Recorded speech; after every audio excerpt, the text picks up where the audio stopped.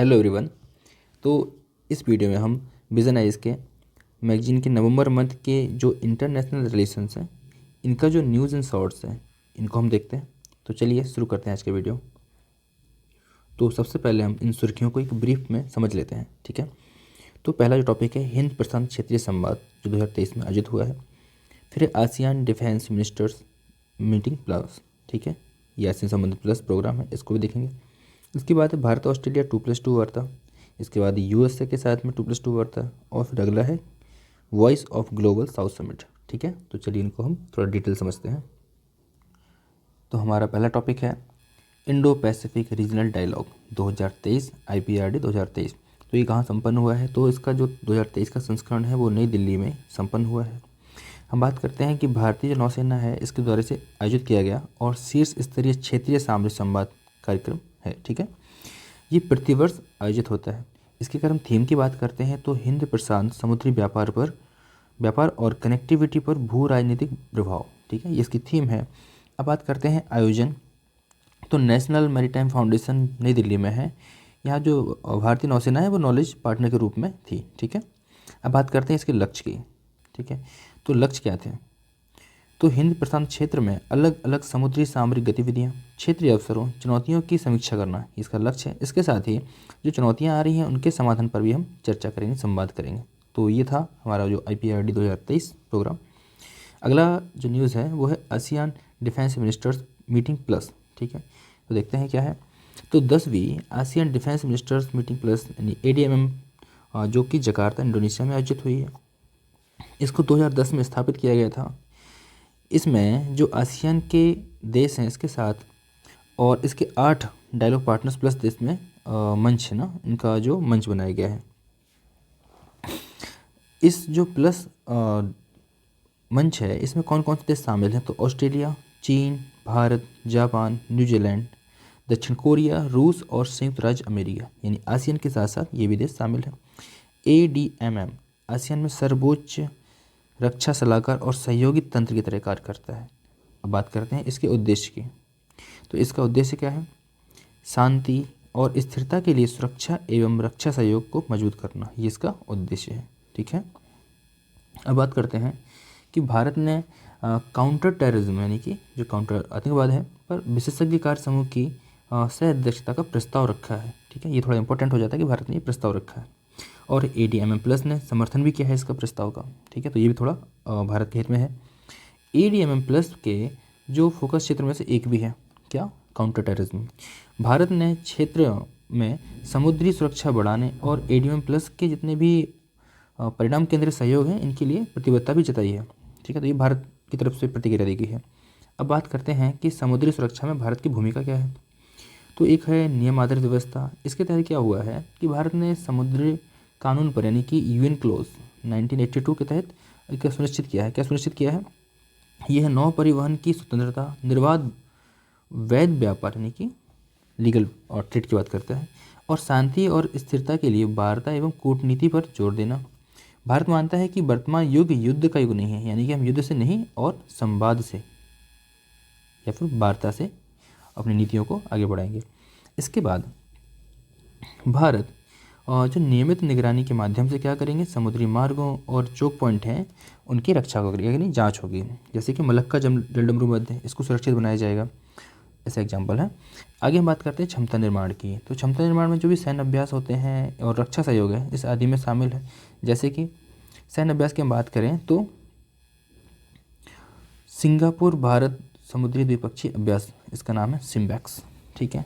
अगला हम बात करते हैं रक्षा सहयोग में। तो फिलीपींस को ब्रह्मोस मिसाइल की आपूर्ति कौन करता है? भारत। इसके लिए समझौता हुआ है अभी, तो ये भी हम देख सकते हैं। अब बात करते हैं कि ADMM प्लस के मुख्य फोकस क्षेत्र क्या क्या है, ठीक है। तो समुद्री सुरक्षा, ठीक है, अभी हम देख ही लिया है। आतंकवाद से निपटना, काउंटर टेररिज्म देख ही लिया है। और मानवीय सहायता एवं आपदा प्रबंधन HDR ये भी देख लेते हैं। शांति स्थापित न करना, क्योंकि भारत ने बताया है कि ये युग युद्ध का युग नहीं है, तो शांति स्थापना अभियान टाइप का, ठीक है। सैन्य चिकित्सा ये भी कर सकते हैं।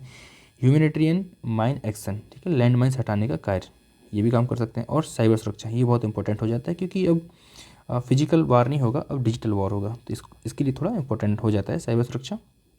चलिए बढ़ते हैं अगले टॉपिक पे। तो हमारा जो अगला टॉपिक है वो है भारत ऑस्ट्रेलिया 2+2 मिनिस्ट्रियल डायलॉग। ठीक है, तो ये नई दिल्ली में आयोजित हुआ है और इसमें जो भारत के रक्षा मंत्री हैं और विदेश मंत्री हैं, इन्होंने ऑस्ट्रेलिया के समकक्षों के साथ एक बैठक की है। ठीक है, हिंद प्रशांत इंडो पैसिफिक क्षेत्र के लिए एक मजबूत भारत ऑस्ट्रेलिया रक्षा साझेदारी के महत्व को रेखांकित किया गया है। ठीक है, इसमें दोनों देशों ने क्या किया है कि सूचना के आदान प्रदान और रक्षा अनुसंधान आदि में सहयोग बढ़ाने का आह्वान भी किया है। हम बात करते हैं कि इसके बीच जो रणनीतिक समन्वय है उसकी बात करेंगे, यानी रणनीतिक क्या क्या समन्वय स्थापित किए गए हैं। तो आप देखते हो कि हिंद प्रशांत जो क्षेत्र है इसमें दोनों जो लोकतांत्रिक देशों की बहुलवादी जो समाज है, जो बाजार अर्थव्यवस्था है, ये दोनों चलते हैं इसमें। हिंद प्रशांत क्षेत्र के लिए एक साझा दृष्टिकोण भी रखते हैं दोनों देश। इसके साथ साथ ये स्वतंत्र, खुली और समावेशी तथा लचीली नियम आधारित व्यवस्था स्थापित करने का प्रयास कर रहे हैं। आगे हम देखते हैं कि Australia India Indo Pacific ocean initiative, इसे बोलते हैं AIIPOIP। ठीक है, ये हिंद प्रशांत क्षेत्र में समुद्री सहयोग को आकार देने में मदद करती है। इसके साथ ही ऑस्ट्रेलिया, भारत और जापान ने सप्लाई चेन रेजिलियंस इनिशिएटिव शुरू किया है। इसका उद्देश्य क्या है? आपूर्ति श्रृंखला में विविधता लाना है, क्योंकि आप देख रहे होंगे कि चीन की आक्रामकता बढ़ रही है। ठीक है, इस मार्केट में तो चीन की बढ़ती आक्रामकता से निपटने के लिए देशों ने साझा हित में काम किया है। ठीक है, अब बात करते हैं कि इन देशों ने जापान और अमेरिका के साथ क्वाड के सदस्य भी हैं, ऑस्ट्रेलिया और भारत, यानी कि भारत और ऑस्ट्रेलिया, जापान और USA क्या एक क्वाड बनाते हैं। ठीक, इसके साथ ही हम बात करते हैं द्विपक्षीय रणनीतिक साझेदारी को 2020 में व्यापक रणनीतिक साझेदारी तक बढ़ा दिया गया है। अब हम बात करेंगे मुख्य रक्षा सहयोग की। रक्षा सहयोग कैसे? यानी कि मिलिट्री लॉजिस्टिक सपोर्ट एग्रीमेंट, यह बेहतर लॉजिस्टिक सहयोग की सुविधा प्रदान करता है। इसके साथ ही defence science technology implementing arrangement, यह दोनों देशों को रक्षा अनुसंधान संगठनों के बीच वार्ता को सुगम बनाता है। इसी के बाद अगला है इंफॉर्मेशन फ्यूजन सेंटर, यानी कि Indian ocean regional IFC IOR। इसके तहत क्या है, एक लॉयजन ऑफिसर नियुक्त किया जाएगा जो कि समुद्री स्थितिजन्य जागरूकता बढ़ाने के लिए कार्य करेगा। इसके बाद थोड़ा सा और बचा हुआ है, यह संयुक्त सैन्य अभ्यास, यानी कि OSINDEX। OSINDEX यानी कि जो ऑस्ट्रेलिया और इंडिया के बीच में होता है। फिर है मालाबार और ऑस्ट्राहिंड, पिच ब्लैक, ये सारे जो सैन्य अभ्यास हैं ये भारत और ऑस्ट्रेलिया के बीच में होते हैं। सहयोग के अन्य क्षेत्रों में साइबर सुरक्षा, समुद्री व्यापार और सुरक्षा आदि शामिल है। चलिए, तो ये तो रहा टॉपिक। अब बात करते हैं कि प्रीलिम्स एग्जामिनेशन में क्या क्या इंपॉर्टेंट है प्रीलिम्स एग्जाम के नज़रिए से।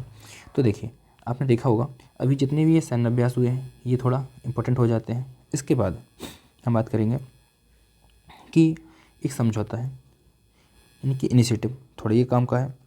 और यहाँ पर हम देखते हैं कि एक इंफॉर्मेशन फ्यूजन सेंटर ये भी स्थापित किया है इंडियन ओशन रीजन में, तो ये थोड़ा इंपॉर्टेंट हो जाता है। बाकी इसमें मोस्टली मुझे लगता है कि आपको सैन्य अभ्यास ही याद करने होंगे। इसके अलावा आप ये भी याद कर सकते हो कि भारत और किन किन देशों के साथ में 2+2 वार्ता करता है, ये थोड़ा और इम्पोर्टेंट हो जाता है।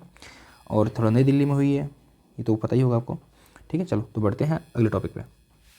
तो हमारा अगला जो टॉपिक है वो है संयुक्त राज्य अमेरिका, यानी कि अमेरिका के साथ में 2+2 वार्ता हुई है। चलिए हम देख लेते हैं कि भारत और किन किन देशों के साथ 2+2 वार्ता आयोजित करता है।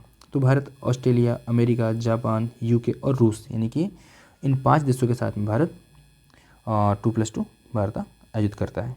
चलिए, तो यहाँ पे अमेरिका के साथ में हुई है, ये 5वीं उनकी वार्ता है।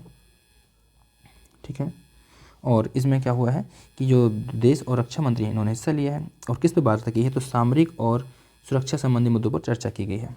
ठीक है, हम बात करते हैं कि इस वार्ता के क्या आउटकम्स निकल के आए हैं।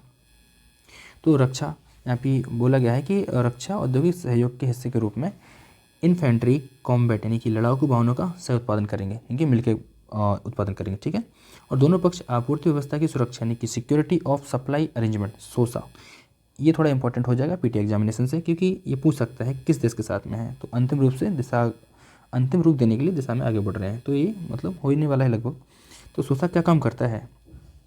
तो आपूर्ति श्रृंखला होती है किस चीज़ के लिए? रक्षा औद्योगिक इकोसिस्टम के लिए। तो इसमें दोनों देश ने एकीकृत करेंगे। ठीक है, इसको रक्षा औद्योगिक इकोसिस्टम को एकीकृत करेंगे। ठीक है, तो आगे जो है विज्ञान और प्रौद्योगिकी साझेदारी, इसमें क्या हुआ है, जो संयुक्त राज्य अमेरिका और भारत है इन्होंने महत्वपूर्ण एवं उभरती जो टेक्नोलॉजी है यानी कि ICET बोलते हैं, इस पहल की समीक्षा की है। ठीक है, ICET का लक्ष्य क्या होता है, कंपनी और शैक्षणिक संस्थानों के बीच रणनीतिक तकनीकी साझेदारी को मौजूदा व्यापक बनाना है। तो ये हो जाएगा। इसके बाद व्यापार, अगर व्यापार की बात करते हैं तो Indo Pacific economic framework for prosperity IPEF की प्रगति की सराहना की है। किसने? USA ने। इसके बाद IPEF के 4 स्तंभ हम देखते हैं। यहाँ पे IPEF के 4 स्तंभ कौन कौन से हैं? एक है व्यापार, ठीक है। इसके बाद दूसरा है आपूर्ति श्रृंखला, तीसरा है स्वच्छ अर्थव्यवस्था और चौथा है निष्पक्ष अर्थव्यवस्था। आपकी जानकारी में बता दूं कि भारत ने अभी तक व्यापार को लेकर सहमति नहीं जताई है, बाकी आपूर्ति श्रृंखला, निष्पक्ष अर्थव्यवस्था और स्वच्छ अर्थव्यवस्था, इन तीनों के लिए भारत पहले से ही अपनी सहमति दे चुका है। आगे हम देखते हैं। देख सकते हैं आप यहाँ पे लिखा है कि व्यापार से स्तंभ से भी भारत बाहर है, बाकी तीनों में शामिल हो चुका है। बहुपक्षीय कूटनीति और कनेक्टिविटी की बात करते हैं तो दोनों पक्षों ने स्वतंत्र, खुले, समावेशी और लचीले हिंद प्रशांत के महत्व की पुष्टि की है। साथ ही भारत मध्य पूर्व यूरोप आर्थिक गलियारे के लाभों को दोहराएगा। अगर हम बात करते हैं कैंसर मून सूट कार्यक्रम, तो ये किसका कार्यक्रम है? USA का कार्यक्रम है। ये क्या काम करता है? इसमें सुधार की बात की गई है। कैंसर मून शॉट कार्यक्रम यानी कि अमेरिका ने एक टास्क फोर्स गठित की है कैंसर को हिट करने के लिए। इनका पूरा डेटा लिया जाएगा, एनालिसिस किया जाएगा, मेडिसिन कैसे कम वर्क कर रही है, मतलब पूरा कैंसर को हिट करने के लिए ये पूरा प्रोग्राम है। तो इसको बोला है कि सुधार करेंगे और सहयोग में सुधार का हेल्प करेगा। ठीक है, आगे हम बात करते हैं कि अमेरिका और जो भारत है इनके संबंधों के मुख्य पहलू क्या क्या है। तो आप देख सकते हो यहाँ पे कि जो अमेरिका है भारत का सबसे बड़ा निर्यात गंतव्य माना जाता है। इसके बाद जो आपूर्ति और हथियारों की जो आपूर्ति होती है, उपकरणों और हथियारों की आपूर्ति होती है, इसमें तीसरा सबसे बड़ा देश है।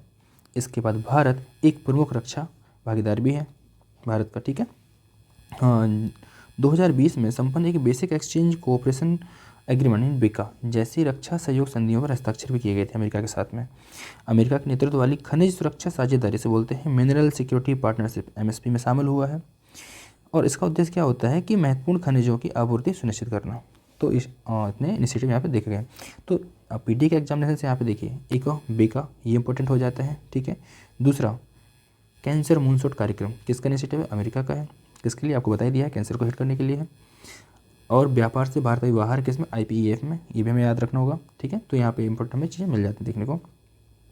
आगे यहाँ पे की और देख सकते हैं सोसा, ये भी अमेरिका के साथ हमने किया है। ये किसके लिए?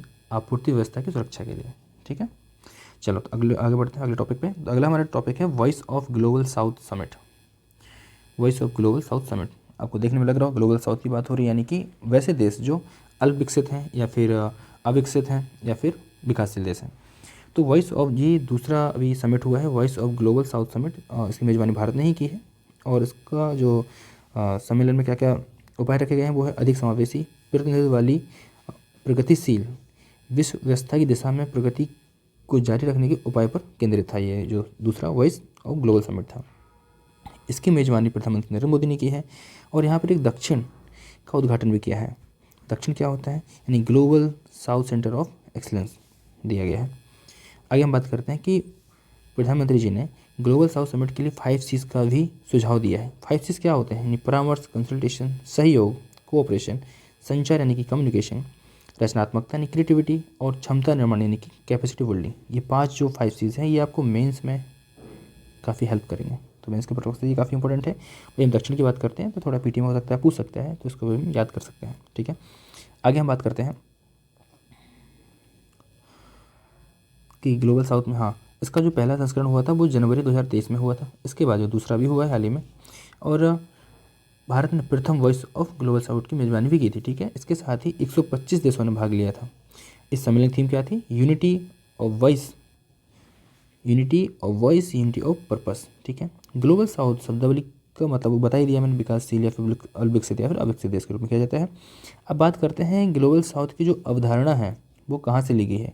तो 1980 में एक ब्रंट लाइन खींची गई थी, इसको ग्लोबल साउथ माना गया है। चलिए देखते हैं ब्रंट लाइन क्या होती है। तो नीचे एक ब्रंट लाइन की एक लोकेशन दी है। ये जो आपको लाइन दिख रही है इससे निर्धारित किया गया है कि ब्रंट लाइन में कौन कौन देश आएंगे, यानी कि अविकसित और विकासशील या अविकसित देश। ठीक है, तो यहाँ पे ब्रंट लाइन हमने देख ली है। चलिए हम जहाँ टॉपिक का था हमारा, ठीक है।